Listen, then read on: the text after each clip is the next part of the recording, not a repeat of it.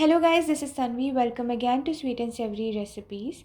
Today let's make tomato rice. So for the times when you feel like eating biryani but at the same time not in a mood to spend a lot of time in kitchen for preparing the meal, then this dish is just perfect for you as it gives you almost similar taste of biryani in a very less time. So first let's quickly have a look at the ingredients. For 2 to 3 portions of tomato rice, here I've taken 3 medium-sized ripe chopped tomatoes, 1 medium-sized sliced onion, 1 bay leaf, 1 teaspoon of chana dal. You can also add 1/4 teaspoon of urad dal if available, and 2 cloves. Next we need 3 teaspoons of ginger garlic and chili paste, 1 bowl full of coriander and mint leaves, all the basic Indian spices, 1 cup full of rice which we have soaked, washed and strained. Now let's start preparing the tomato rice. So take a pressure cooker and add around 2 to 3 teaspoons of vegetable oil. Once the oil is hot, we'll add the bay leaf, cloves and chana dal into it and saute for around 10 to 15 seconds. It's been 15 to 20 seconds of sauteing and the chana dal has started changing its color.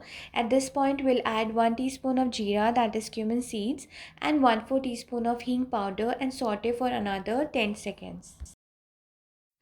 Now we'll add half a teaspoon of turmeric powder, give it a nice mix, and add 3 teaspoons of ginger garlic and chili paste and saute for around 1 minute. It's been 1 minute. Now we'll add the chopped onions into it and saute till they become translucent. No need to burn them as we do in biryani, just a translucent color is enough.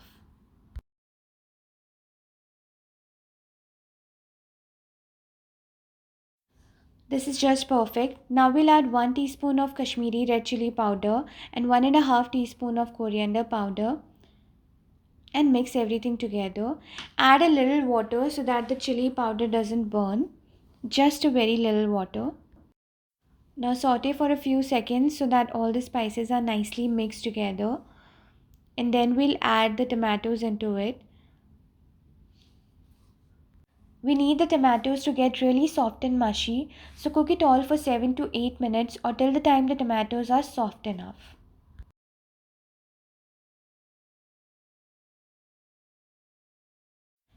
You can add a little water into it so that it helps the tomatoes to cook easily.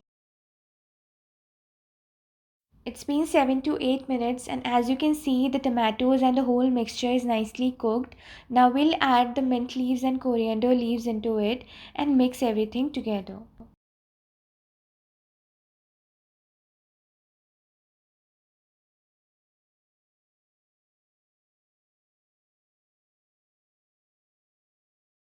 In the next step, we'll add the rice into the mixture and mix everything very gently as we don't want the rice to break.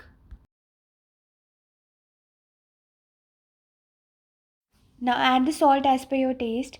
It's always better to add a little extra salt in any pulao or biryani recipe, otherwise it might give a very bland taste to the rice. Next we'll add 1.5 cups of water. The ratio of rice and water in this recipe is 1 is to 1.5. That is every one portion of rice needs 1.5 portions of water. Now taste if the salt and everything is perfect and let it come to a boil. You can also add some garam masala if you want. I personally avoid adding preserved masalas in my meal, but you can always add.